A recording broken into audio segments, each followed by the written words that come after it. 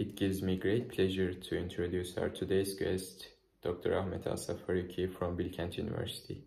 An important academic in the field of neuroscience, Dr. Farooqui's work represents an impressive fusion of rigorous empirical investigation and groundbreaking theoretical inquiry into the intricate relationship between brain activity and task execution. Dr. Farooqui has carved a unique niche in neuroscience, concentrating on understanding how our brain divides tasks. His work in this area has revealed surprising insights into neuroscientific aspects of task execution, providing valuable guidance for anyone interested in maximizing their efficiency. His work also has shed light on the complex dynamics of the default mode network (DMN) during task execution. This network of brain regions, typically active during rest and deactivated during tasks, is the subject of much ongoing research. Dr. Farooqui's contributions to our understanding of the DMN have significant implications for how we view consciousness and its role in task execution. Dr. Farooqui's research continues to push the boundaries of understanding of the human brain and task execution. His work has profound implications, not just for neuroscience, but also for how we understand our own minds and actions in the world. I present to you Dr. Ahmed Ausaf Farooqui.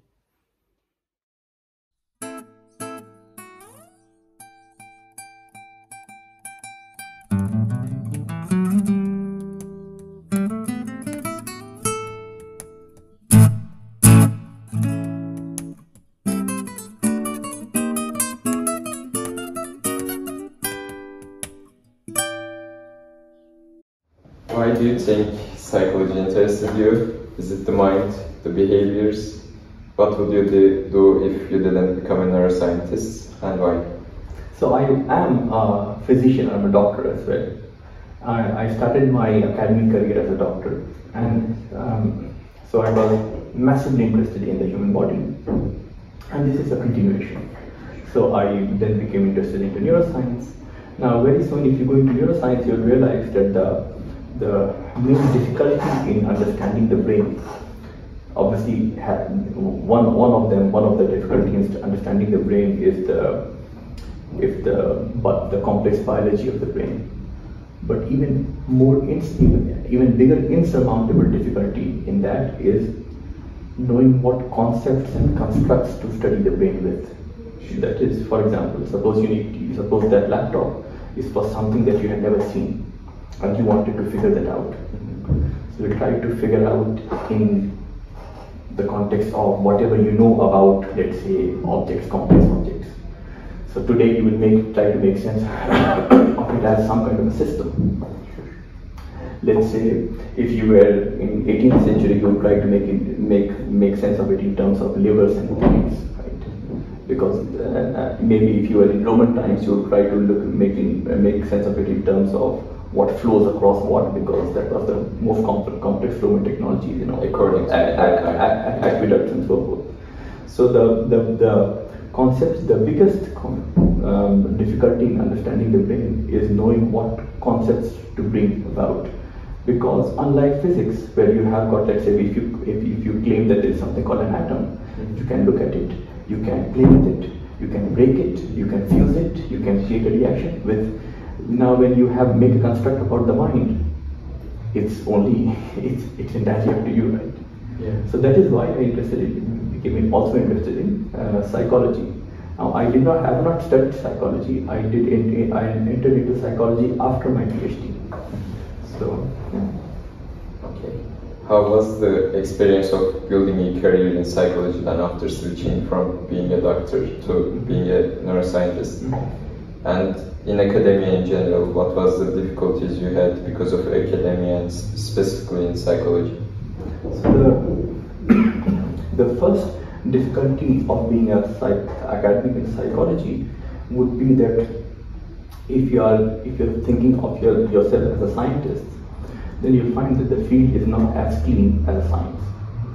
Now this is not necessarily a bad thing, but that is how it is. That is, it's not like engineering, it's not even like molecular biology, it's much more messier. And one little aspect of that mess is, you'll find is that findings are difficult to replicate, for example.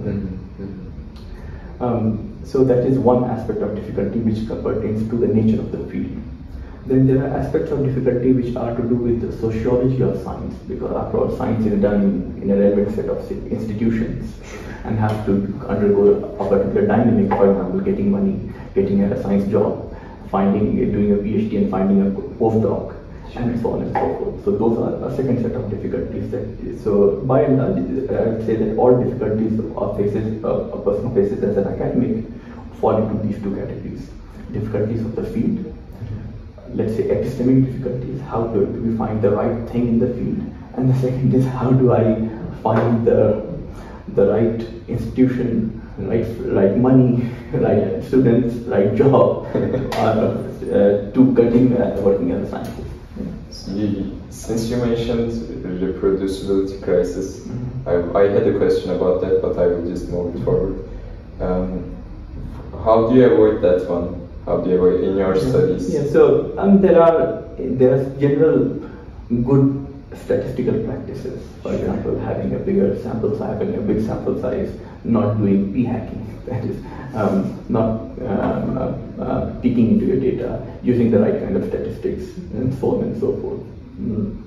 But at the same time, you'll find that some bit of reproducibility crisis will never get resolved, because experiments in psychology are both science as well as art, because you are working on humans, and there are very many things that cannot get articulated in a scientific paper. For that matter, you won't even know that you need to articulate that. And a good way of understanding this issue is this: suppose let's take a cuisine that you normally don't cook, and let's say you may not be cooking Filipino cuisines. Right?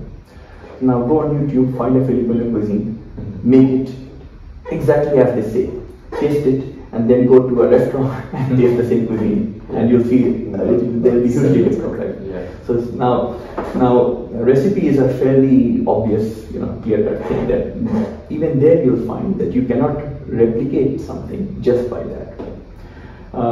Because there are a lot of things that cannot be articulated. So if the recipe says fry it till it's golden brown, now golden brown is not one thing, right? So or the recipe may say that fry till the oil separates from whatever. So how do you judge that? The same thing occurs in our experiments. Do you think someone should change the systems a little bit, not just the statistical methods, to avoid that crisis? But this is not about the system, right? This is about the nature of issue. For example, I'll give an example. Let's say suppose you come to participate in our experiments, which are typically slightly challenging. Sure. Now, how long should we train you? Before the experiment, you get instructions and you get trained, right? If we employ the time method, we say that everybody should get practice for 5 minutes. People differ in their abilities. So in 5 minutes, some can learn the task really well, others may not learn the task at all. Suppose we say that no, use your judgment, don't go by time, use your judgment to make sure that everyone gets practiced well. Which means that somebody gets practiced 5 minutes, others get practiced 20 minutes. Now, everything will have an effect. So these things, there is no way of resolving them. Sure. Yeah, I get it. So you think it will be always in psychology, at least? So the kind of mess there is right now, that level of mess need not be the case. That level of mess is also because of the push to publish, because people want to publish and people want to oversell. That was what I'm referring to when I said the system. Yes. So that it is the case that now that need not be the case in Turkish academia. It is the case in Western academia, because Western academia is clogged, is overcrowded with, when you have got too many people and less funding opportunities or less opportunities to progress in your career, then obviously you want to publish and the only way your work can get judged will be how many papers you have published. So publishing becomes the currency, which means that if you want to publish, you have to go over for quantity over quality. And B, you end up overselling things. You have to oversell. Now, typically, when you are in the field, you will find that any good finding will lead you to a lesser understanding of things than more understanding of things. So technically, you will not be marching towards the glorious stage of when you know everything. That stage is bit. If anything, you see that stage going farther and farther away. But in your paper, you cannot write like that. So in your paper, you show a false clarity. So as well as overselling. Overselling is marketing your paper in a way that is actually not true. For example, take neuroscience papers, and you'll see that the title of the paper would be neural mechanisms of blah, of the blanks. Now, by and large, nobody even knows what mechanism means in the realm of cognitive neuroscience. So this is, you can see that the overselling starts is this fantastic. Yeah, even the name, so it should be hard. Yeah, so if someone knows they're interested in neuroscience before graduate, can you just briefly sketch a curriculum they should follow without like getting into a psychology undergrad? In fact, I would suggest people not to go into psychology undergrad. Now, psychology people will hate me for that. But the reason is, in order to make a career into psychology or neuroscience, I mean, obviously you are not doing anything wrong if you are doing psychology, but you are not missing anything either if you are not doing psychology, because you can enter the field from various angles. And the more wider base you have, the better it is. So you can have a base in, let's say, engineering and physics and maths, and then enter into field. You can have your grounding into biology and medicine or life sciences and enter into the field. Or you can have a grounding into social sciences and enter into the field. So that is, it's always good to have a wider field. How much did your doctor career helped in neuroscience? So, it should help a lot. So, in some sense, I don't think I have made a change in career, except that I am not earning as much, and I'm not seeing late. I'm not treating patients. I do see patients. I do see patients even in Turkey. So, in some sense, it is part of the thing. It is broadly interpreted. It is the same field. So it does help in relation to patients, because patients are a huge mind, or like a big minefield of knowledge and understanding of the issue. And people who don't see patients tend to miss a lot of things. For example, literally anyone who makes the claim that a set of brain regions is important for a set of cognitive issues, and you can, whatever those cognitive issues and whatever the brain region is, they will, if they were to see the wealth of finding in patients, they will tone down, because patients don't, as in, patient data is messy, but at the same time, patient data kills your over enthusiasm. Yeah, brings you back to the ground reality. So it's not idealistic, I guess. How did you know what to specialize on in neuroscience? Interest. You primarily go by interest. So in any research career, if you are planning to do a PhD, a good way is, what is the thing in which interests you massively, and you don't tire of it. You don't get tired of it. But so, you must be interested in other fields in neuroscience as well. Yeah, sure. So now when you start working on your own, then you can expand your interest. For example, I was always interested in cognitive neuroscientific research done in patients, not clinical research in patients. So we work on patients, not always to answer a clinical question. We primarily are interested in neuroscientific or cognitive answer of or interested in questions of cognition or psychology. But I started doing this properly after coming to Turkey. In my PhD, I did not do much. So because in PhD is primarily a degree. It's a training thing. PhD is not the time to realize your dream, so to speak. You get relevant training and then you move on. Now you may get into a PhD in which you are massively interested, but even if that doesn't happen, it's not the end of the world. what was your what did you study in PhD? PhD, I did neuroscience. I looked at, and it's an issue that we still work on and I'm still interested in, which is to study what kind of things activate or deactivate those brain regions that are neither entirely sensory or perceptual, nor entirely motor. That is to say, now you can see, if you think about it, you'll see that it presents a problem. So a brain region that is sensory, that is tied to hearing or seeing, it's relatively easy to study them because on one side is vision, and you can regulate it, you can show colors, you can show different kinds of visual stimuli, and try to make sense of activations and deactivations. A brain region that is tied to moving your body, again, it becomes relatively easy to study because I'm saying relatively easy, not at all easy, not necessarily completely easy.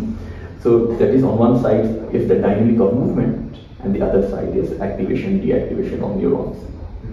But those brain regions that are neither sensory nor motor, nor perceptual, they present a conceptual problem. So how do you make sense of them? Then now you will say that, oh, because we understand there is language, there is memory, there is attention.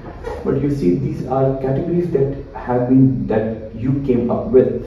Yeah. The brain need not respect those categories. Of course. So, for example, and plus, where does one category end, the other begins, it's very difficult to make sense of. For example, whenever you are attending something, in your head are some knowledge of some things, and that knowledge is in your memory. You cannot do attention, you cannot do, you cannot attend, you won't be attending to anything intentionally without using some memory, some knowledge. Likewise, when you are doing memory, when you are recalling memory, you are attending to your memories. So not just that, you can think of that, memory and language are different things, but when I'm speaking, what I'm speaking with my words and semantics, which are in my memory, right? And when I'm forming my memories, I'm using my concepts and constructs derived from language to make sense of this experience that then become part of my memory. So you'll find that studying these brain regions that are neither perceptual nor motor present conceptual difficulties. Conceptual difficulties means that these are the kind of difficulties that will not get solved if you have got a better machine or if you have got a better technology. So that was what my PhD was on, and it's something that we still work on. So does those regions participate in both motor actions and perceptual, or non? So and by and large you can see that these regions are neither perceptual nor motor. Sure. That is, you can activate or deactivate regions when the person is doing things in their head. But still, the issue is that you can find them activate and deactivate. The main issue is how do we make sense of those activations? How do we explain them? With what constructs do we explain them? So those are the difficult. So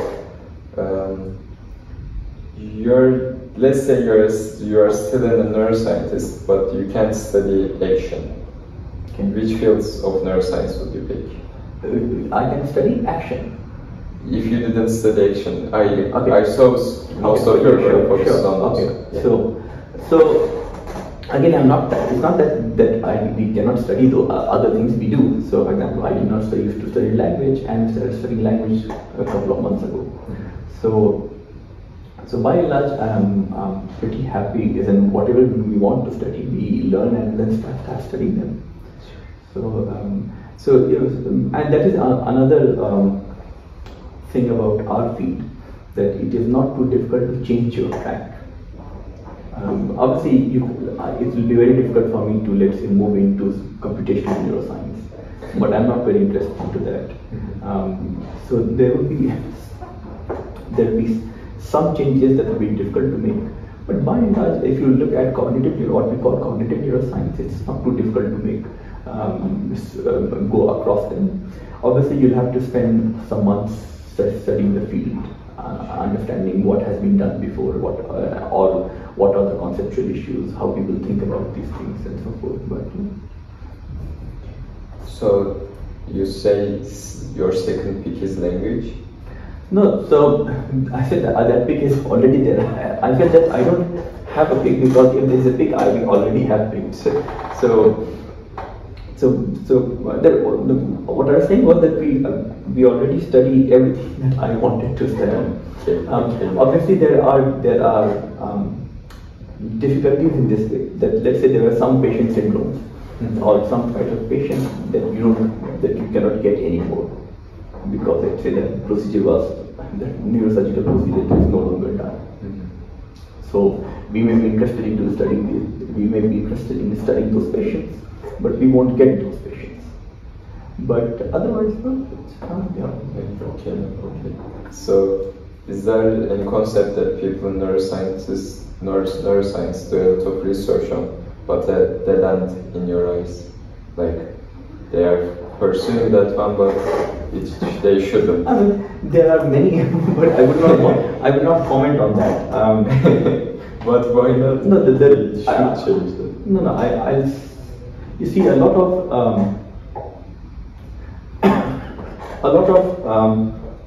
research in the field is theory internal. Theory internal means that if you think as per this theory, as per this paradigm, if you make those assumptions, then yes, then whatever you are doing things, they make sense only if that is true. For example, let's start with a very basic one. A big assumption is that there are computations that take place in the brain. It's a huge assumption because it's not that people found that in the brain computations are taking place. So that is an assumption. That is your assumption. Would you go against that one? I'm not for or against. The point is we go by what is the evidence. Yeah, but so now what you can see is that yes, the assumption is useful to an extent, but you should also be aware that it is only useful to some extent. It's not necessarily the truth with the capital T. It's useful because of it gives us the relevant set of metaphors. It gives us a way of thinking about things, but that's it. Brain activity doesn't follow computations. So let's say it this way. Suppose you think that when the person is calculating computationally, this is the point where a lot of things are taking place. That is, this is a step which is computationally the most complex. Brain activity wise, those things don't follow.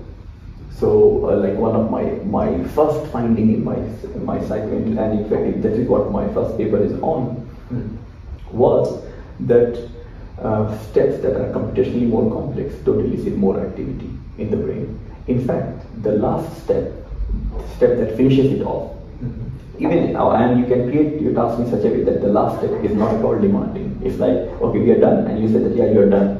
So I'm just waiting for you to hear from you that yeah, we are done. That step is the thing that elicits maximal activity in the brain. And in fact, there's hardly a brain region that doesn't activate physically for a small time at the task completion step. So now how do you make sense of this in computational terms? So now what will happen in the field is things that don't fit in your way of explaining things will get brushed aside, will get ignored. But just to play devil's advocate, how would you then explain the success of current artificial intelligence that does computation? So artificial intelligence is not for neuroscience. I'm not saying computation as a field is not useful. It's massively useful. No. Artificial intelligence as a field is very good and has been doing very well. And the question is whether the system I make that is telling me something about the brain, or the brain is doing the same thing. I don't think people make that claim anymore, that the brain works in the same way as intelligences or AI systems. So now again, I do repeat that the computational metaphor or the idea of computations happening in the brain has been a very useful idea. It means that it has generated a lot of studies. There are a massive number of papers and so forth. But is it telling us some truth about the brain? On that I doubt. And if we have time, we can go through a whole host of things. Probably it is obviously a different discussion. That what are what are clear-cut findings that don't fit in the computational metaphor. And by the way, I'm using the word computational metaphor, others would not, because I treat computation as a metaphor of the mind. Others will say computation is the model of the mind. Yeah. So, what is it? At least some sort of computation for you, or is it totally different? So, okay, let's start by then what is computation. Okay, and in some sense, you say that a basic thing about computation is the idea of information, right? Sure. Now, in order for something to be information, some event to be information, you already need a pre-existing knowledge. So again, as I said, that it will be a different discussion. So then the second issue, this was just an allusion to a set of issues.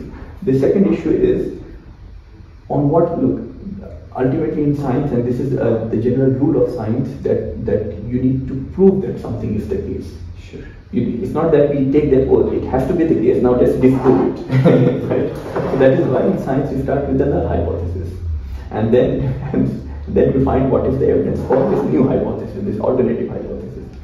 So the onus is on proving that, yeah, show me a finding that shows that computation happens in the brain. Now I fully agree that it is a good metaphor, and not only that, I also agree that there is literally no way of making sense of or attempting to study the mind without metaphors. Even the moment we speak about the mind, any sentence we make about the mind will be metaphorical in nature. So if we say that person's mind is sharp, it is a metaphor, right? Of course. Sharpness is a property of something.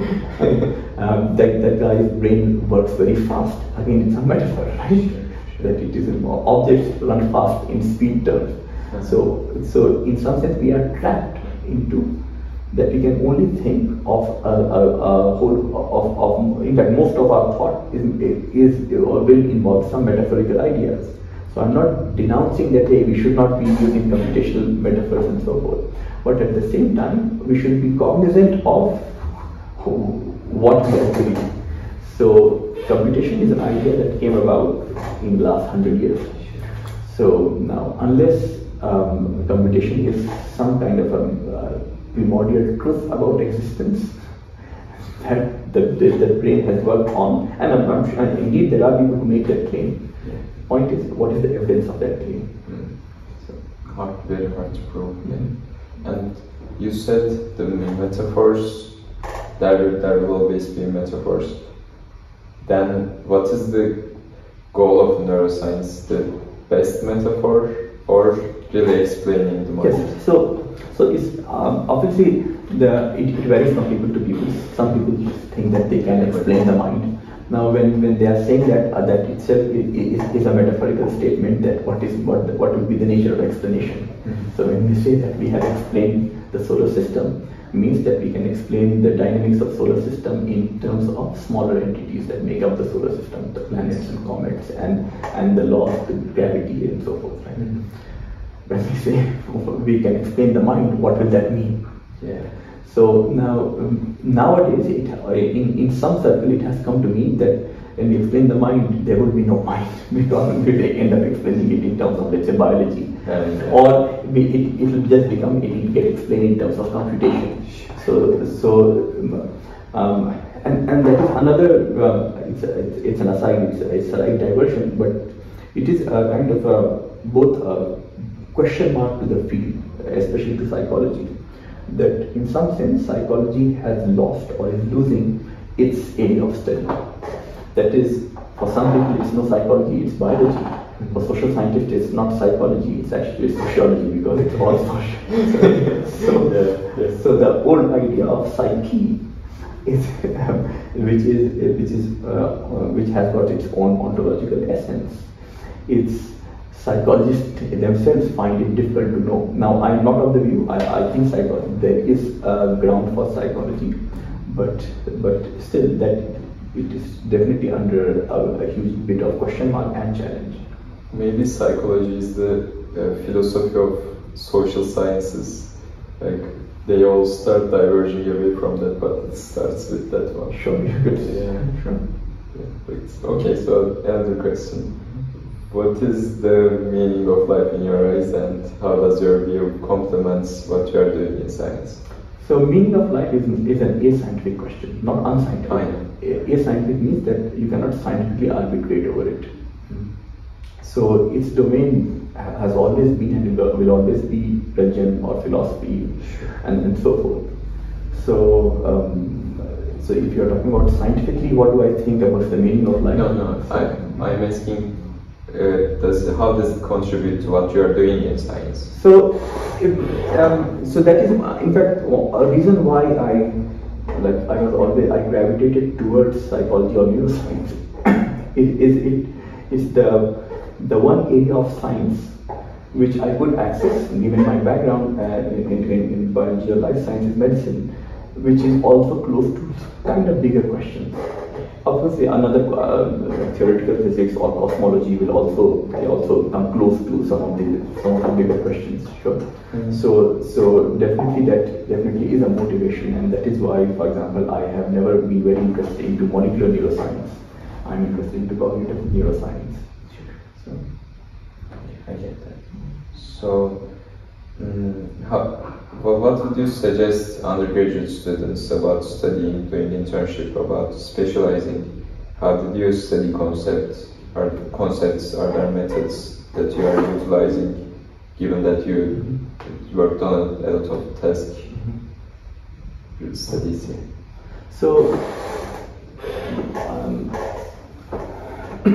for undergrads, I think the best thing is to read plots. And read very widely. I'm assuming that we are talking about undergrads who are interested in cognitive neuroscience. Yes. Now, because cognitive neuroscience draws from a number of fields, so it is good to have a very wide spectrum of knowledge, starting from, let's say, cell biology of neurons or molecular biology of neurons, and control the regulation of gene expression in neurons, to developmental biology of the brain, to basic neuroscience, to systems neuroscience, and so forth. So one should have at least a snapshot of the entire width of the field. And neuroscience is a pretty wide field, as in computational neuroscience people and people who are studying biophysics of neural receptors are too. So likewise, and along with that, one should be well versed in psychology, and especially experimental psychology and so forth. Then comes the issue of experimentation, learning experimentation in the field, which, as I mentioned earlier, it also is an art. Then that is something that can only be learned via experience. The more you have worked on different things, the more you learn. And the third, so this was the second dimension. The third dimension of the field is having an idea of statistics. Now, I'm not saying a knowledge of statistics, we're talking about an idea of statistics. Idea of statistics means idea of how does data work? When do we know that some event is beyond being random, beyond random fluctuations? What would be, if I have a question in my mind, how big, and if it's a very novel question, then how big a sample size should I require? So these things depend on understanding statistics. So these things, all of this takes time to build. So yeah, sure. So now I know that it's just the case in Bilkent as well, that people want to have some lab experience, which is fine, but more important than lab experience is a understanding of the science and understanding of process of science.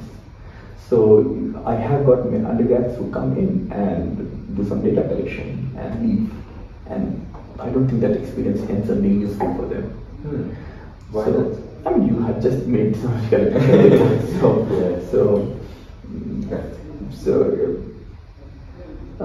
So even if you don't have a lot of lab experience in the sense of doing internships in many labs.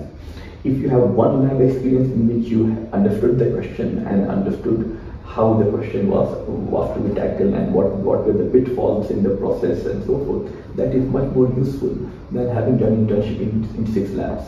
Of course.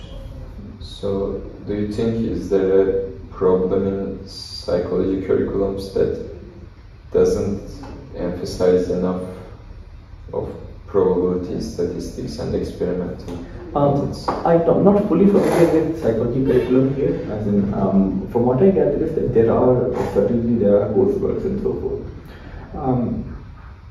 In my experience, again, the useful knowledge doesn't come through courseworks. Useful knowledge comes through your own studying.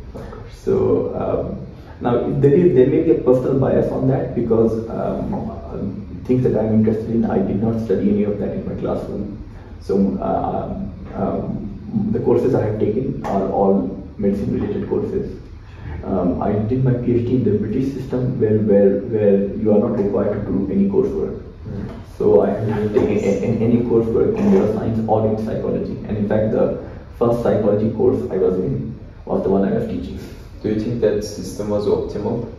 I mean, you said you didn't have to do any coursework. So again, yes and no. So if you don't have the background, then how will you learn? Now you can learn by yourself. So and in my view, that is the way you should go for learning yourself. And let's say if you are working in some field, in someone's lab, then you always have guidance about what to read, how to read. But courseworks, in my view, are not massively useful, and that is why, if you remember, I mentioned that if somebody is interested in psychology, I would not necessarily say go and do coursework in psychology. Sure. Now again, be aware of the difference. I'm not saying that expertise is not needed. Expertise is needed. What I'm saying is that coursework is not necessarily the most optimal way, or is definitely not the only way of developing expertise. So would you recommend another system, maybe with a lot of work given to the students, but there are still courseworks a little bit, like a controlled online education? You'll find that one size fits all definitely is not the way to go. Yeah. So you cannot come up with one thing which will satisfy everyone. Now there are people who require coursework. There are people who can do things on their own. There are people who require something in between. So how would you recommend determining before the course, like just before starting the? So people in Bilkent, what I suggest to people is that to take coursework in fields that you are interested in, or fields that you think will be useful to know. For example, you should be learning statistics, and so feel free to take a statistics course, or a course on programming. But then also be aware that the coursework will not teach you much programming. You'll primarily learn programming when you have to do programming. Likewise, much of details of the field you'll only know when you are trying to create new knowledge in the field, i.e. when you are doing research in the field. Yes. So sure, if you have to do coursework. Now I am thinking of, not seriously, not in a big way, but I'm thinking of some alternate to the university, the current university system, which I think is unnecessarily, or is definitely not optimal, let's say. But I don't have a full answer to what that system is. Look, now there are some fields in which coursework or some kind of a guided education is necessary, and medicine is one of them. Yes. There's no way of becoming a doctor on your own. And likewise, and this is an important clarification to make. I'm not saying that any, let's say, psychology can be learned by yourself. In fact, in my view, the way of learning psychology is to do research in the field under someone's guidance. So in that case, when you are doing some research, then you'll be reading about it, and you'll be reading papers, you'll be talking to other researchers. That is the primary way of learning the field. So, thank you for the answer. That's very helpful for probably many. I will switch the topic a little bit again. Can you understand when you are reading a neuroscience paper whether or not it's reproducible? Do you have any sense? Over time, not in everyone, but again, this also comes with expertise. And so, because I also do neuroimaging, I know how brains, what happens under scan and so forth. So, to an extent, it's easy to know what things are possible, what things are not possible, and so forth. So, but obviously, it cannot be. It won't be entirely true. Now, there is this case. They did actually take a study on psychology researchers, experimental psychologists, in which they show a set of findings, ask them to go through a set of findings, and for each of them decide, do you think this can be reproducible or not? And by and large, everyone could judge way above chance what would be reproducible, what would be not. And in that sense, you'll see that even you can judge it, even if you're not in the field, by typically things that make bombastic claims will not be things that make it look all too simple are not going to be reproducible. Because the field is, if somebody claims that oh, I have a clear-cut explanation, that person is lying or just bluffing.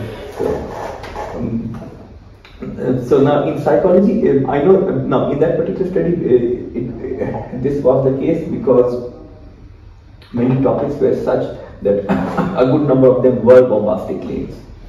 So and others were kind of intuitively obvious. So if I say that, hey, will people be slower when they are doing a 2-digit multiplication than when they are doing a single-digit multiplication? Right? So things, not that particular issue, but things of this kind, it's easy to see that they can be reproducible. So you have worked a lot about neuroscience of dividing tasks. That is why dividing tasks are neuroscientifically better. What are the surprising facts that research showed you that you can maybe give as an advice to all the task executors? So, now by the way, I don't have findings that tell us about our reality better than our intuitive understanding of things. And I don't think, and same is the case with pretty much all of psychology. Now, the big exception where you find that is experimental psychology or modern academic psychology or scientific psychology, let's say, it does tell us something that was not intuitively obvious. There are some. The thing that comes to mind is, for example, let's say that memories can very easily be manipulated. It's not very difficult to implant new memories in people, especially so it may not. That is one example that comes to mind, which will not be intuitively very apparent, but is the case. Otherwise, I can't much of the field. Things are what you would intuitively intuit them to be. Again, some people will claim that it has been shown that, for example, our behavior is under influence by very many things that we are not conscious of, and it is not intuitively obvious to a layperson.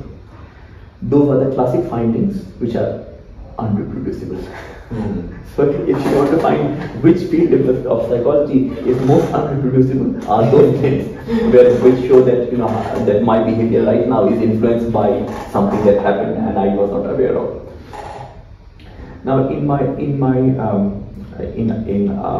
neuroscientific experiments, much of our thing is about how brains are becoming active, not active, or reactive in ways that you don't always, the field did not expect them to be. So I give you one example, like from a very early study, that most brain regions are more active, not at the computationally most complex step, but seemingly at a very computationally non-complex step, which was, let's say, task completion. In some other fields, now we have used tasks that involve multitasking and so forth. But the crux of the finding there is not about how people should do multitasking, but what they tell us about our understanding of the brain. I know that, but still I just wanted to ask So, if you have any intuition. Now the general point in the field, again, if this is something that you don't need to be a psychologist to know this, is that multitasking is best done by people who don't do multitasking. This is actually also a finding. So, there are people who would be working on a computer, let's say writing essays, checking their emails, making coffee, doing multiple things at the same time, right? That is, who don't tend to work in a focused manner. Then there are people who work in a very, very focused manner. You take both of these group of people and then give both of these group of people some kind of a real multitasking.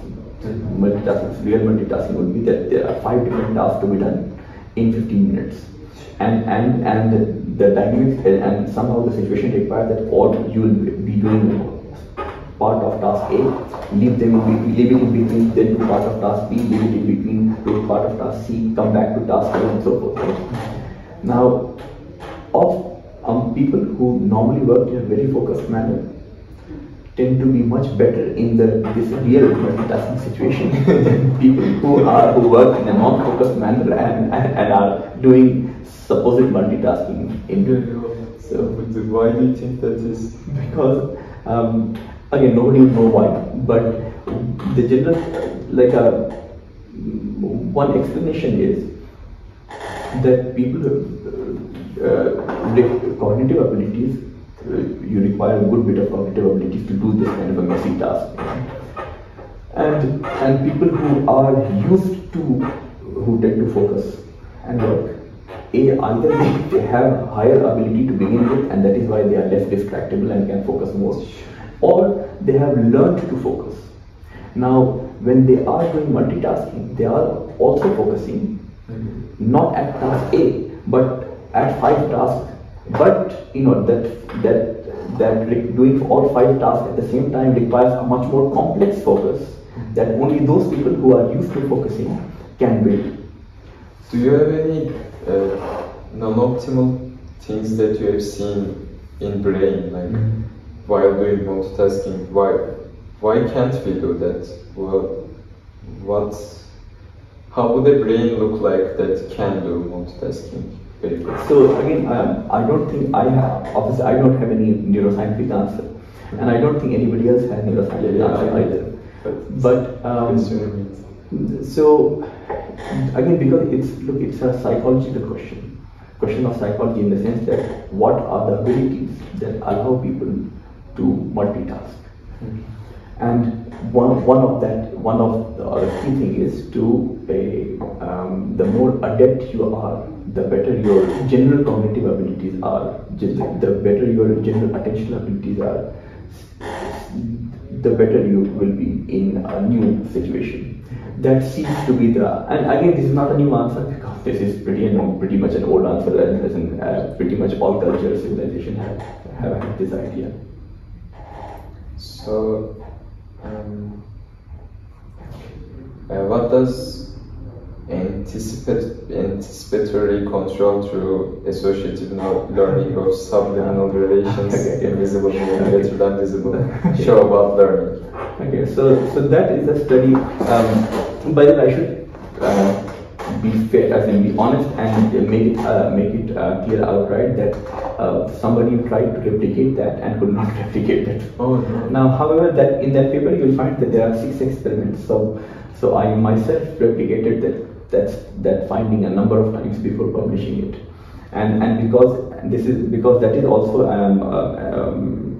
the studies about those unconscious events or subliminal events, and I mentioned that these tend to be extremely unreplicable because of the art involved.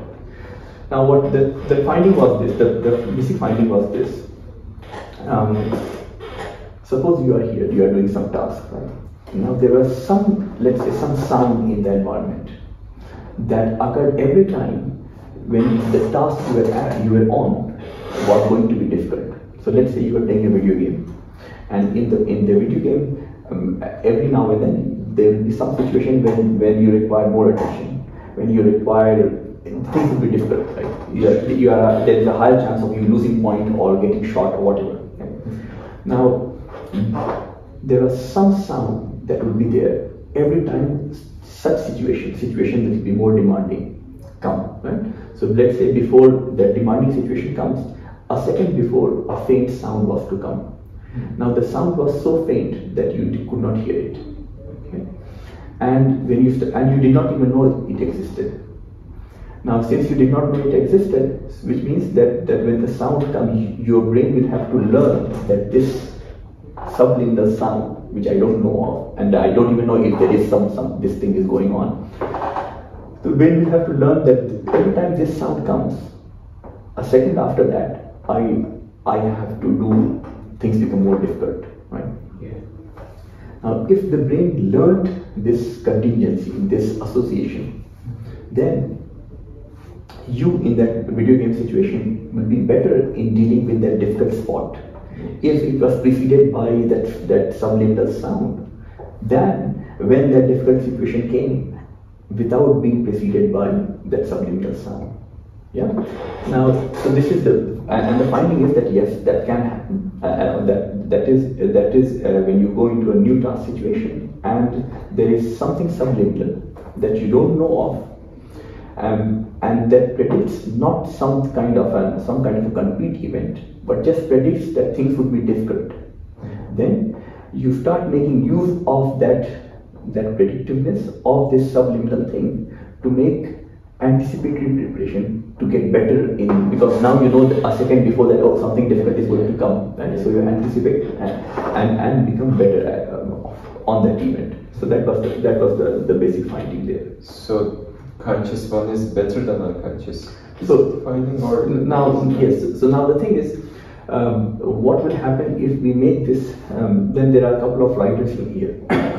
So one rider is that this happens only when the task is so difficult that it seems as if the brain has to use everything at its disposal. That is, if the situation is moderately difficult, then things don't get used. Mm-hmm. And the second thing is this: that suppose there is some event that some sound that you can hear, but you don't know what it is about. So it seems, at least in the context of that study, that things become that is you don't become as better as you don't make use of those conscious events as well as good as you make use of unconscious event. And one possibility is that if you know that something is, when you hear something and you know that it is irrelevant because you don't know about it, so it's easier to ignore them. Now this is another set of findings that are there again, which is that in many situations, conscious things are easy to ignore than unconscious things. So interesting. So you said someone tried to reproduce it but couldn't. Yeah. So how can you tell when the one who is doing the reproducing is not reproducible again? So, and in fact, that is why after this, that's the only paper I have on unconscious, on subliminal things. I did not work on it afterwards, because these are experiments in which your artistry or your art as an experimental psychologist work. Now, I told you that this finding occurs only when things are very difficult. Now you can imagine that it can obviously be a talking of some optimal level of difficulty. If it is too difficult, then it won't matter, right? And if it is too easy, then it will be irrelevant. So then the question is, how do we know what is the optimal? Now I knew it because I had done so many experiments on it. So if somebody is trying to replicate it, they have not done anything. They just read my paper and try to replicate it, right? So that is why. So I mentioned earlier on that a good bit of non-reproducibility will be there, because it is because of the art part, because of the part that it's almost like you are when you are like cooking a dish, that you the way you become master of a cuisine is by apprenticeship over long years, right? You cannot just read something and so. Yeah, doesn't definitely don't work that way. You showed that it is not just default mode regions that are deactivating, but other areas as well during the task execution. Can you talk a little bit about default mode regions and tell why this is important to you and all the neuroscience community? So that may be my most important paper because that is a paper that took me like 10 years to. So the first to understand what is default mode. So in 90s when they started doing neuroimaging, looking at which regions are more active and so forth, the question came, when you say more active, then more active compared to what? So suppose I ask you to do some task, and I say that during task, some regions are more active. I'm implicitly taking some baseline, more active compared to not doing the task. Right? So when the experiments were designed, they will typically have a task block, some period of task and some period of rest. And now you need to give people rest, because even if you did not have what I'm going to say in mind, all the experiments will require participants taking rest, because there's a limit to how long you can work, right? Especially in an experimental setting, more so in fMRI scanner, neuroimaging MR scanners, because MR scanners are very, very noisy. You are lying in a metal tube, claustrophobic situation, so you need some rest. So when they take these experiments, and the content of the task would vary. So depending on the researcher's interest, they are interested in language, maybe some language, you make participants read something. If you are interested in memory, maybe they memorize something. So while the task content would vary, the rest period would be the same, right? Because you have to give rest. Yeah. And people will find, as they expect, that certain regions are more active during task periods. And which regions are more active? Obviously, it depends on what's the content of task. So language task leads to one kind of activity, memory task leads to another kind of activity, and so on. But at the same time, people started to see that, look, there are certain regions that are more active during task, as we expect. There also are certain regions that are more active during rest and become less active during task period. These started getting called as default mode. As the word suggests, that these are the regions that are active by default, that they are the default mode of the brain. They are active normally, and the moment you enter into some task, they become less active. So that is how now when you do that, you find that a set of regions show that. And it's very easy to know what those, to remember what those set of regions are if you put your hand on the middle of your forehead. So the region just below your hand and the region just below the vertex, on the middle side, and two regions just here. And there are some other regions as well, but by and large, these are the crux of regions that tend to be less active during task, regardless of the content of the task. And then there would be discussion about why would be any region less active during task, and then you can people would intuit that maybe that when you are sitting at rest, your mind wanders. When you are doing some task, your mind is focused, etc., etc. Maybe these are about tasks that are done in your head compared to tasks that are done outside. For example, when you are doing a language task, you are reading something outside. When you are sitting or remembering things, you are doing a task in your head, right? And so forth.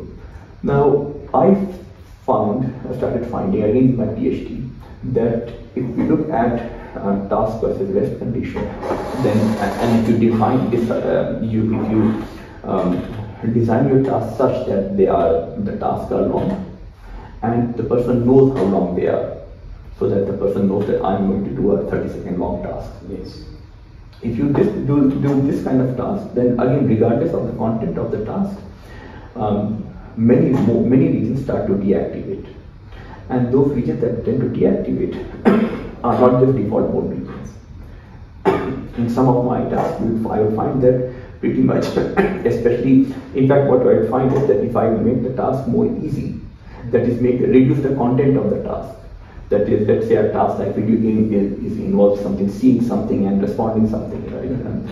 Whereas if I were to ask you to meditate or do some kind of mental multiplication, easy multiplication, I ask you to just go from 1, 3, 5, and just keep going to odd numbers and don't lose your track. So it's a very simple task. And what we will find is that if you make the content of the task easier, the number of regions deactivating would increase. Oh. Such that in a task that is very simple, just involves you to look at or focus on some numbers, pretty much the whole of the brain, the whole brain would be deactivating. So is it because focusing is more easy? So I mean, so easy and difficult is in some sense difficult to judge, but sure you could say that. So in across a number of studies, what found was that it seems that those regions that are not concretely involved. Concretely involved means this: that let's say when you are doing a visual task, then your auditory region is unlikely to be involved. Right? And what you find is that your auditory regions also deactivate. So the set of regions that are deactivating tends to vary. Sometimes it is just the default mode region. Sometimes it is the whole brain. Sometimes it is not even not even the entire default mode region that is deactivating. So that is what the study is about. That the regions that deactivate are not just default mode.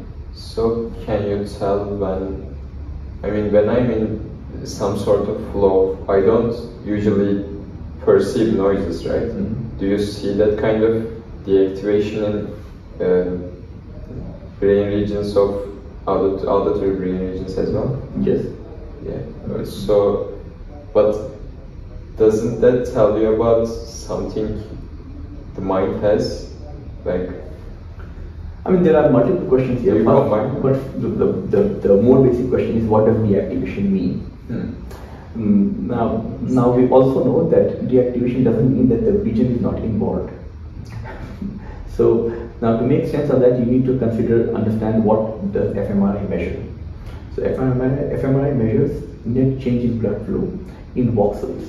That is, in fMRI we collect data in imagine cubes made up of 3 millimeter dimension. Right? Now in a 3 millimeter cube, you are looking at something like 500,000 to a million neurons. So only if majority of those neurons are going in one direction, you will see net change in their blood flow. Mm-hmm. So fMRI is measuring net change in activity in big population of neurons. Now, for a brain region to be involved in something, not all neurons need not be active enough to have net increase in blood flow. Likewise, if most neurons have decreased activity in such a way that there is a net decrease in blood flow, which is what we are calling deactivation here, it need not mean that the brain region is involved. That is, a brain region could technically be involved when, let's say, 90% of its neurons are silent and 10% are doing something. Now, because we don't know these things, we are not clear about these things, so we cannot infer that deactivation means lack of involvement.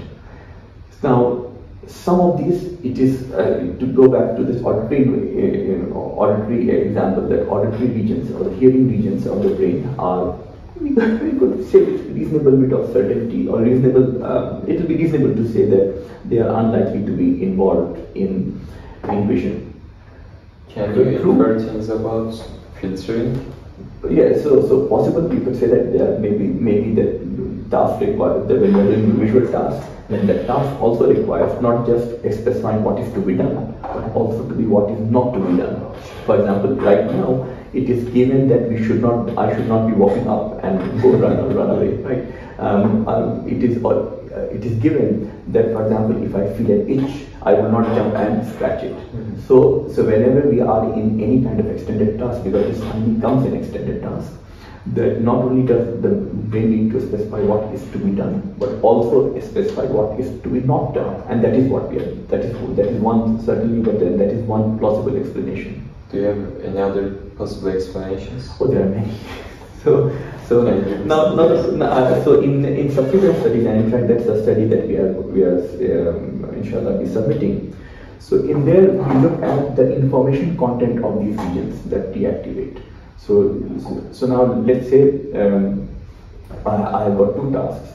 You can be playing video game 1 or playing video game 2. Right? Both are visual in nature, and in both cases auditory regions deactivate. Now, can I, by looking at the pattern of activity in your auditory region, decode whether you are on video game 1 or video game 2? Okay. Now, if it was just your auditory regions shutting down, then that information will not tell me whether you are on video game 1 or video game 2. Now, what you find is that all regions that deactivate, from their activity patterns, you can decode the task that is being done. Wow. So it is not that simple. That now you could say that maybe in video game 1 there is one way of saying that, hey, auditory regions don't bother about sounds. In video game 2 there is another way of saying that, hey, auditory regions don't get involved. Possible.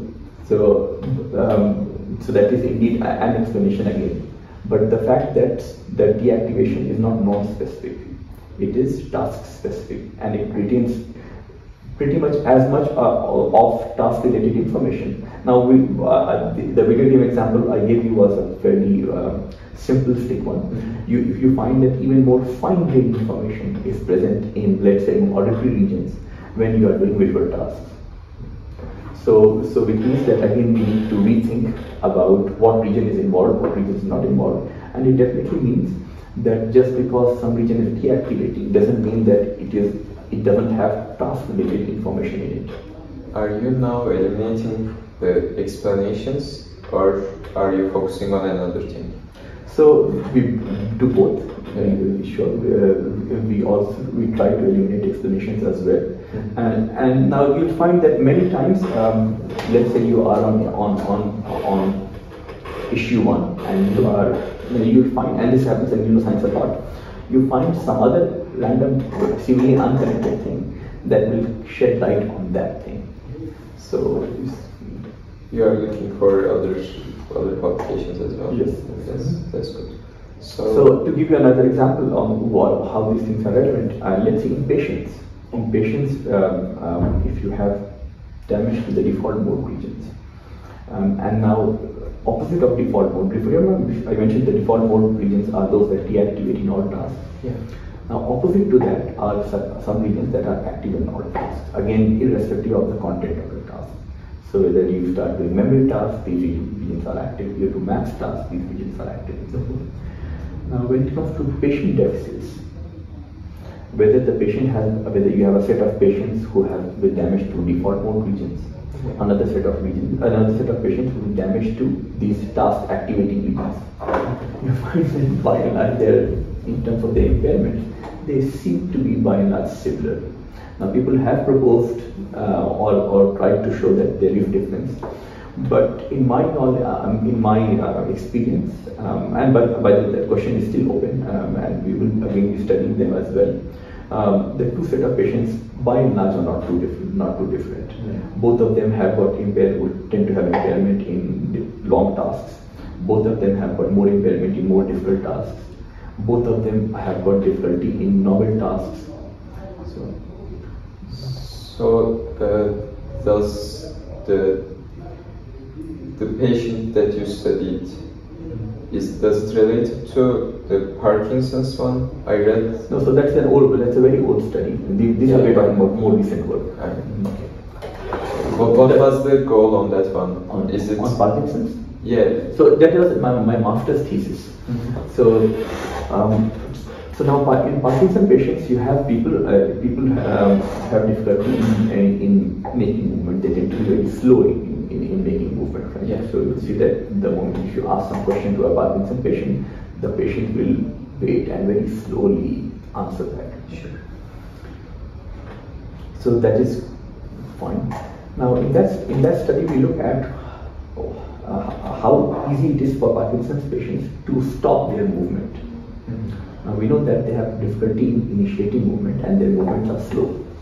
Then does it mean that it becomes easier for them to stop their movement? That is to say that suppose if I were to ask you to tap every time I say letter A and you tap. If I start saying A faster, you'll be tapping more and more. Right? And suppose I say the task is that if I say B, then don't tap. Right?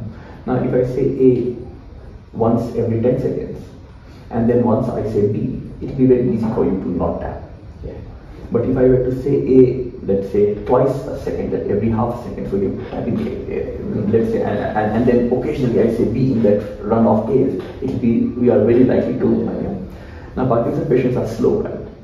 So technically it should be easy for them to not move, not to cancel their movement. Yeah. Now what you find is that Parkinson's patients are slow in making movements, but they are also very slow in cancelling their movement. That is, Parkinson's patients also have got what is called problems of inhibition, of cognitive control. They have got difficulty because to cancel a movement you have to control your head, right? Yeah. So your brain is sending a movement plan to your hand, you're tapping, and the moment something B has come, the brain has to send a plan very quickly to not move. So Parkinson's patients have got difficulty in that. Yeah, that's nice. So, how did you design your experiments? While we've been talking, I realized that how difficult it is to study those, how difficult it is to eliminate explanations. Yes. How do you do it? So there is no one way. There is no one formula. No. And very typically, this happens with all psychology and neuroscience experiments, that it is the case that you are trying to cover yourself with a small sheet. So if you cover your head, your legs will stick in. If you cover your leg, your hands will be out. So you prioritize. So that is, there will never be a perfect experiment. Now, the way we work is that rather than testing what is supposed to happen as per a view, as per an account, as per a theory, we try to test for what should not happen. That is, let's say, if there is a theory, it predicts a set of things that should happen in the brain. It should also predict a set of things that should not happen in the brain. So we try to go and look at those things which the theory predicts should not happen in the brain. I'll give you an example. You have a whole host of theories about, let's say, consciousness or attention that predict that say which regions should be more active, because let's say consciousness or attention or cognitive control are being instantiated by those regions. Which means that the theory also predicts that if you are, let's say, paying attention or you are conscious, then these regions should not be deactivating. So we will design an experiment to see if there is a situation whereby you are conscious or attending, but this region becomes deactivating. Now, if that happens, no matter what explanation you throw up, if it is true that the patient, the participant was attending / conscious, and the region is deactivating, means that it is done. It is done. Yeah. So we try to go for, this is one example of this thing, we try to go for these kind of things. So to give you another example, in the same line, we just found out, in fact I found out like a couple of months ago, that a set of epilepsy patients stop activating a number of their brain networks. So in certain epilepsy patients, you find that a brain region that tends to be active during any task over rest, in those epilepsy patients, this brain network pretty much shuts down.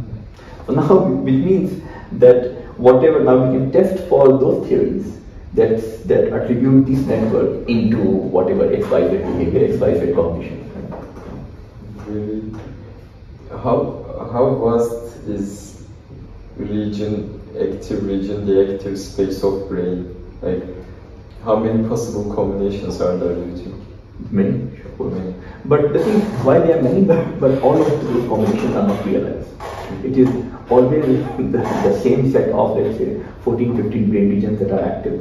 The same set of, by the way, the deactivating regions tend to vary a lot more. So, while the activating regions by and large is the same, the set is the same across all tasks. The big exception would be the language tasks. So language tasks activate a slightly different repertoire of brain regions. But when it comes to deactivating, the set of regions that deactivate, that varies a lot across tasks. So, do you think there are many possible states in the brain that map to the same conscious experience or not? Scientifically, we have no way of saying that right now, because when we are looking at with fMRI, you are looking at big population of neurons, and we are looking at neurons, all of them being more active, less active. Now, if we look at patterns, then obviously patterns tend to vary between pretty much every two things. So if two things correspond to two different, let's say, mental states, then you can be dead sure that they will correspond to two different set of patterns of activity. Sure. I was wondering for a lot of time actually, there were a method in psychology before called introspection. They give some experience to the person and it reports. Yes, it's not reliable, but I think it's still data, and there could be some patterns. There is no experimental neuroscientist or psychologist who does not use introspection. So we all use introspection. It's just that we don't make claims for introspection. Experiments are designed based on introspection, of course. Sure. Now the many things are talked about purely on introspection even now. So we say that, like, look, this was more difficult and or was more effortful. How do I prove that it was actually more effortful? so it relies on the shared understanding. Now you could say, and this is what people do, they will say that, oh, because as a proof the reaction time was higher, or it had more steps.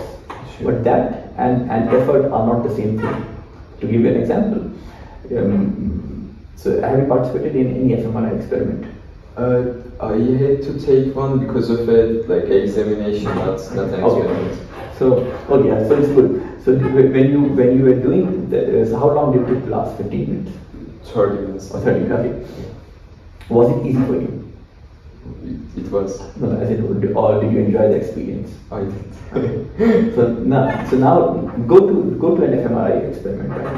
And you see if it is more enjoyable or more effortful for you during task or during rest. Now you'll find that you'll be dealing with two different challenges on both sides, especially when the experiment goes wrong. If the task is difficult, then obviously that will be the challenge during the task part. During the rest part, later on, the challenging part would be keeping yourself awake.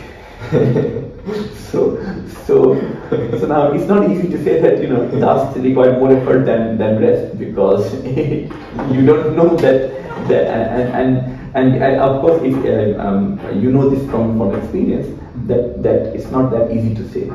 So that is, if I were to ask people to just go in the scanner and keep themselves awake and do nothing for half an hour, they will hate me. Whereas if I put them in the scanner and ask them to do a demanding video game, that would be much less effortful for them. Yeah. So now effort is something that is purely related to an experience. Like there technically can and cannot be, and indeed there is no measure of effort. There is no objective measure of effort. It primarily depends on the person's experience. So now you have lots of experience in lot of experiments. Effort will be talked about by relying on a shared experience, or by relying on the readers as well as the author's introspection.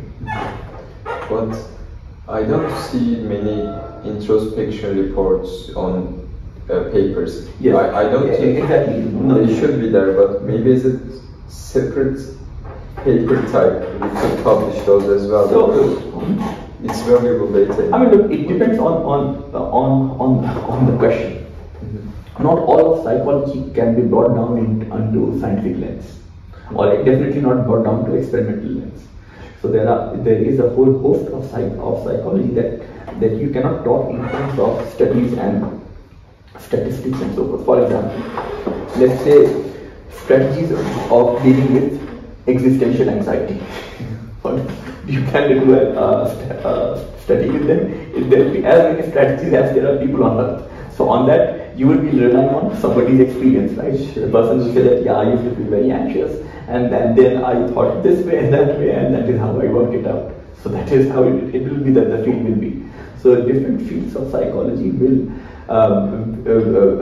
be different, and I'll say maybe the vast majority of fields of psychology, especially those that are way more relevant to a non-psychologist's life, will rely on introspection as well. So but again, on those we don't make any scientific claim. But by science here we mean natural scientific claim. Yeah, I didn't even mean it as a separate scientific thing. It's just the data, it should be there. Sure. So now, by the way, there are some studies. So there is a big database on dreams. Yeah, people go collecting people's dream reports. It's I forget its domain name, but they have collected a huge repertoire of dream reports. So then you can go through them, and you can even search through keywords to see and then see are there patterns within a person, across people, across age groups. Yeah, very nice. It would be good to have experiments as well. Yeah, that's why I asked. So, your paper in 2013 starts with the line, how the brain converts parallel representations of movement goals into sequential movements is not known. Can you explain what parallel representations of movement goals are, and tell me about your intuition about the mind-body problem that is concerned with representations a lot? That is in your imagination. Where do you think mind and consciousness ties? Are they physical entities? Too many questions. Let's go one by one. Okay. So let's start with So now that is an issue in movement research, which is that I suppose you need to make, let's say, pick this cup, that cup, that cup. Right? So it's not that now you are going to make, let's say, 3 movements, that. Now, the 3 goals would not be sequentially represented. It's not that first the goal in your head, the representation in your head will be that cup, then that cup, then next cup, and so forth. It is the case not just with movement, with any kind of task, that if you have a long task, then the entire task gets represented in the head. Now, and that is a finding. Now, the moment you have the finding, then you have the next question, that if I am representing all 3 movements, then how am I deciding which sequence to go for? Now, we also know that errors of sequences do happen. So there are cases in which you do the second step before the first step, or when people are pronouncing in words, you'll say that those mispronunciations happen, right? So we believe that if there is an error on something, means that there is a right way of doing that as well, which gets flipped to occasionally to create errors. So that is what that study is about. And the role of basal ganglia and Parkinson. We look at Parkinson patients, and we look at those Parkinson patients who have got electrodes implanted. Now, in certain Parkinson patients that cannot be controlled by medicines and are young enough that they have got a good life expectancy, then you implant electrodes into, let's say, their subthalamus, and if you were to activate those electrodes, basically shut that brain region, the patient finds relief in their symptoms. So now, then with such patients, you can very easily create 2 different states by switching their electrodes on or off, and look at the role of a particular brain region in that. So that is to say, the point of the paper was that the basal ganglia is crucial for creating sequential representations out of this parallel goal. Okay. So now the second was on the mind-body problem. Yes. Now that, by the way, still is an open question. Now there is a simple answer. Simple answer is that that brain is important for the mind. Yes, true. And on that, pretty much everybody will agree. Even if you are a dualist still will also agree that your brain is important. The difference may be that in one case one will say that mind and brain are let's say the same thing. The other may say that mind and brain are 2 different things, but mind somehow controls the brain and mind works via the brain.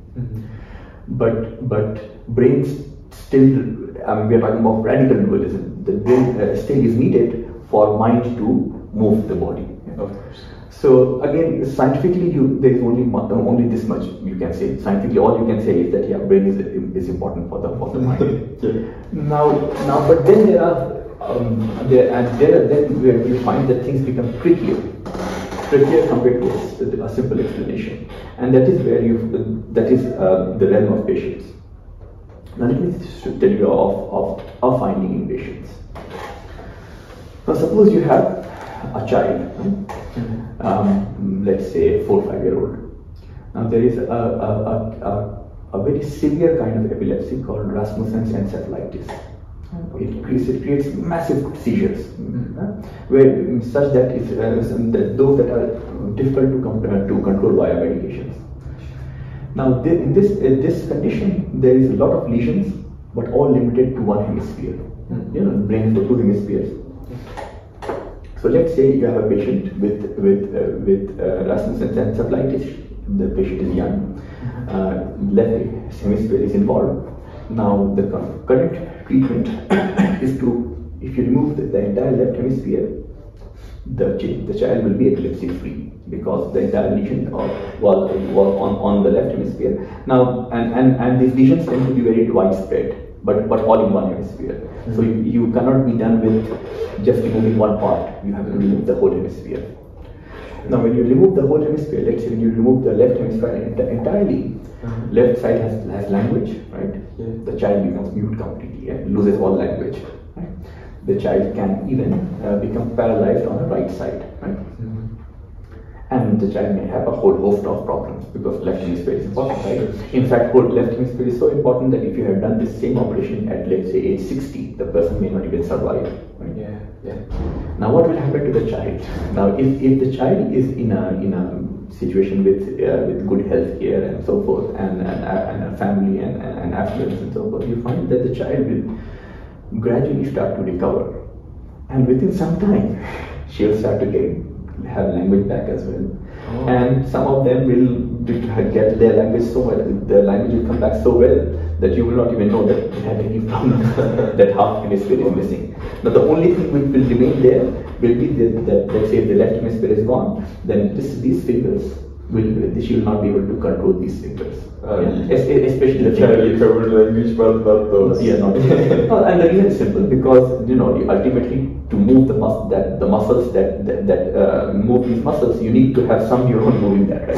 Yeah, but to speak you need exactly. Now the question is this. Now suppose your view was that brain is the same as the mind, right? Then you have to explain how did this recovery happen. Now you could use language to cover things up. You could say, because brain is very plastic, in children, right? But you see, neurons are not humans, right? Neurons are not conscious agents. Yes. How do neurons know that I need to change? How does neurons on the child's right hemisphere decide that, hey, language is missing, I need to develop language, right? Now there is even bigger conceptual difficulty here. Now, if your view is that it is the brain which is the primary thing, right? Then brain develops because of brain itself, right? Because all causal things are within the brain itself, right? So now imagine this 5-year-old child and a healthy 5-year-old child. Both have got right hemispheres. They are doing the same thing, right? Now the patient right hemisphere has to develop not just as right hemisphere, but also as the left hemisphere. That is, it has to be a super right hemisphere. It has to do 2 things. Whereas the healthy right hemisphere has to only do healthy. Now, but now here is the intractable problem.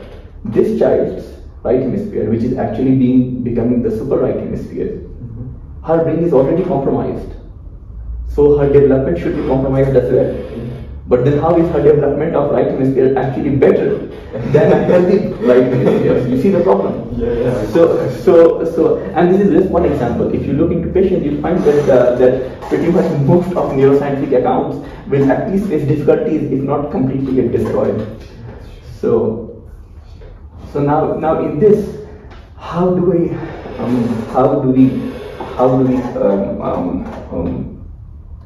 at least you can recognize that mind-brain thing needs to be, you need to think about it here in this situation, right? So likewise. So your intuition, what does your intuition say? I try to maintain a non-committal attitude on these things.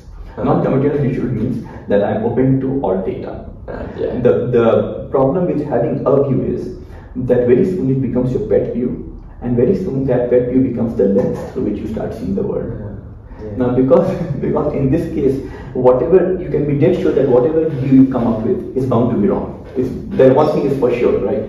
So I try to keep as much away from views as possible.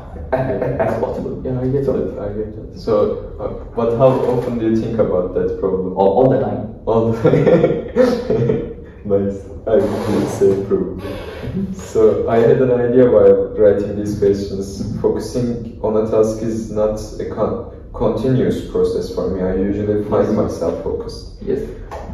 And it is quite a jump. So do you think there might be some sort of discontinuity in consciousness? By the way, there is a very recent paper, like my first paper from Bilkent, on this, which is that we instantiate control or attention in chunks.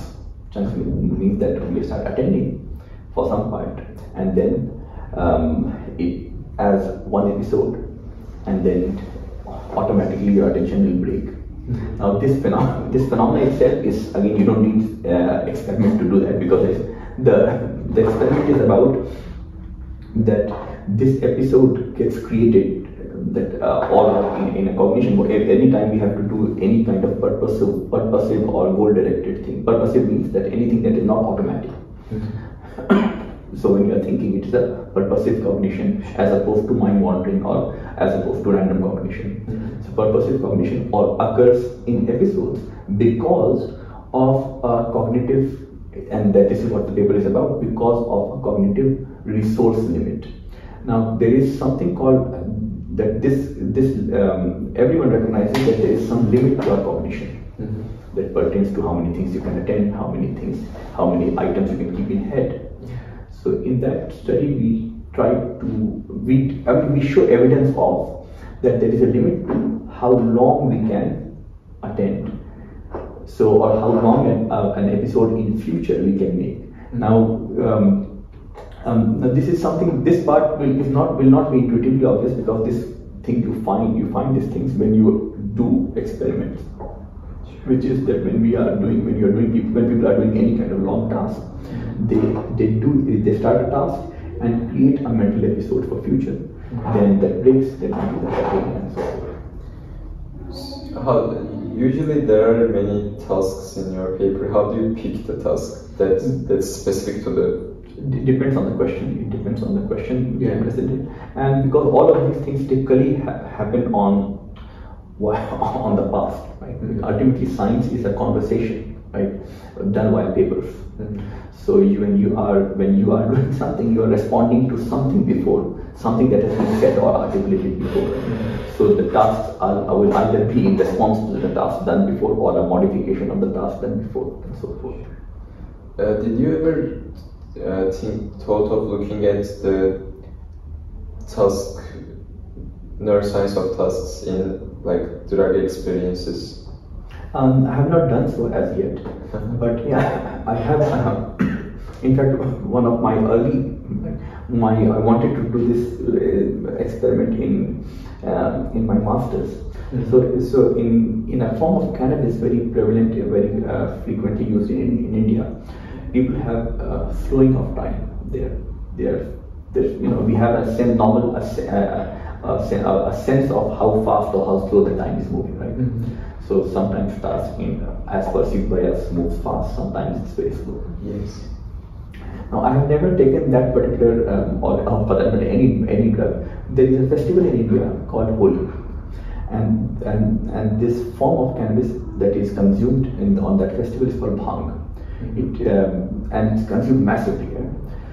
So people who do some people who have that, who after consuming this particular thing, they feel that the time has slowed down. So like my friend described me that he was crossing the quadrangle. So just like going from this to the other building, there is a space in between, and it looked as if he has been walking for ages and has not been able to cross it.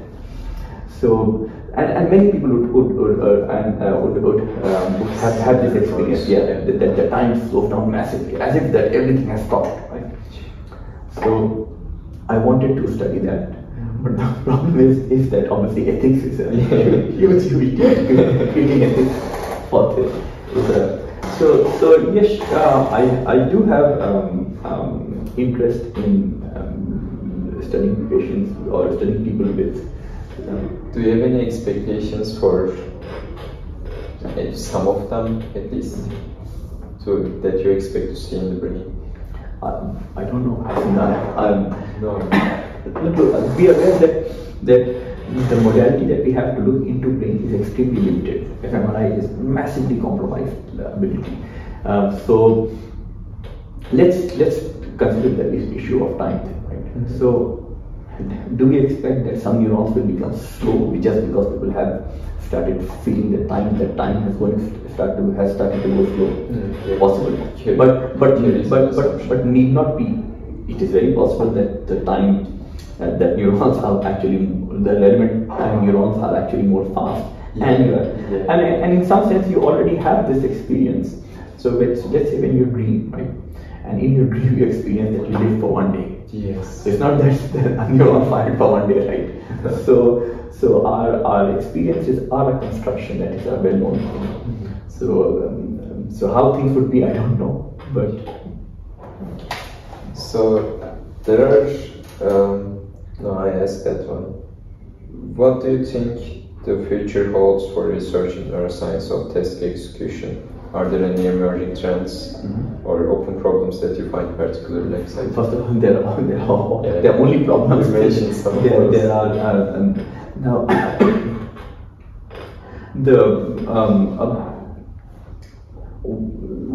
the emerging trends are always really tied to new technology, new methods. So that keeps coming. So let's say 10-20 years ago, the main method was net change in brain activity.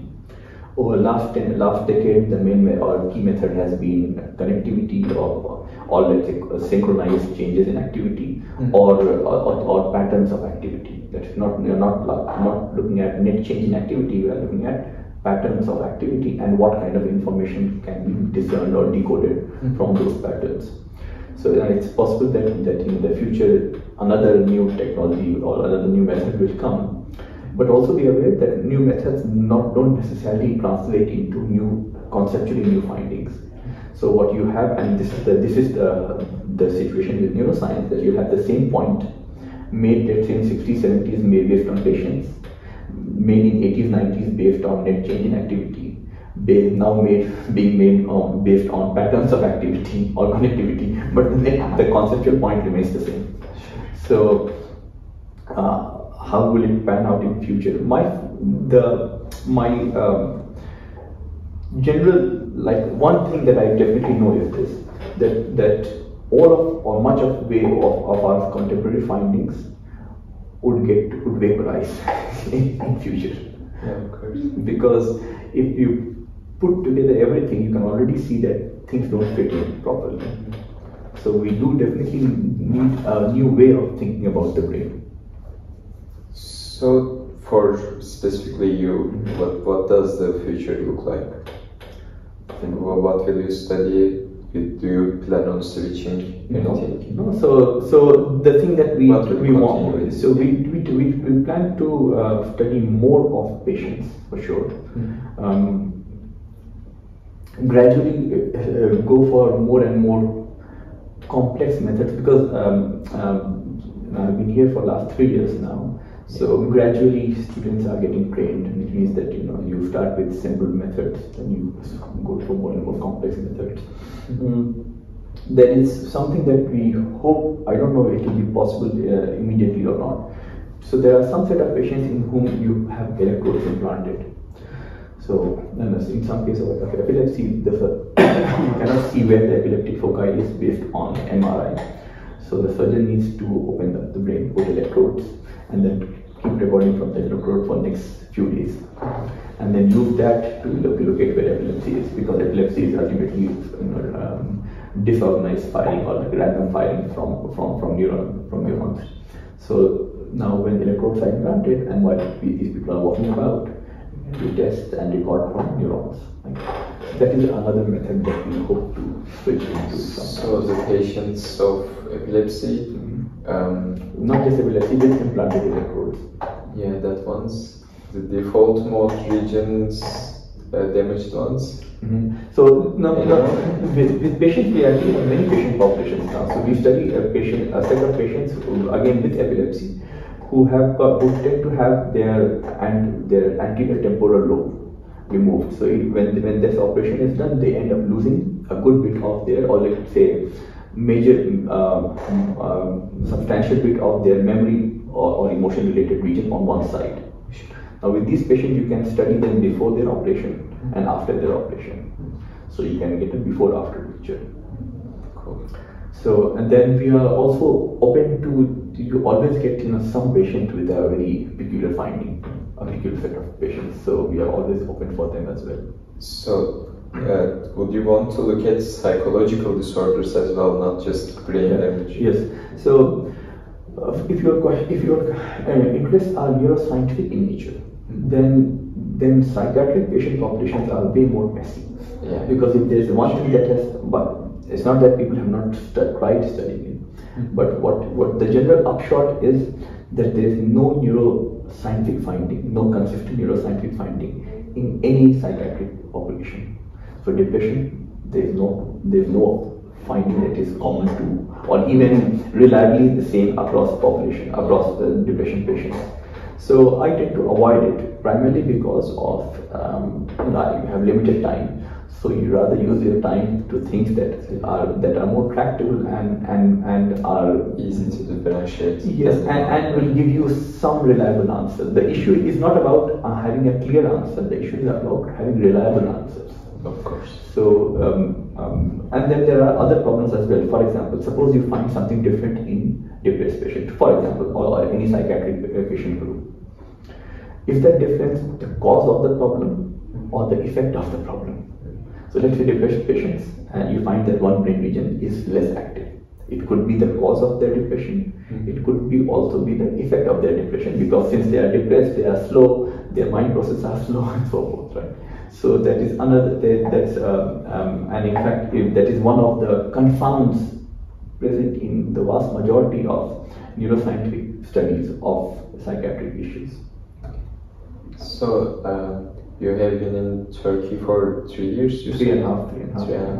How do you find it, and do you plan on going back, going to another country? What are your plans? I don't have any complaints as yet. So if I don't have any complaints, I have no reason to switch. So I don't have any plan. But academics in general are fairly mobile people. So while I don't know about the future, but yeah, I don't have any complaints, thankfully. That's good to know. It was very nice to have you here. Thanks a lot for everything. Thanks a lot for this conversation. Yeah, thank you.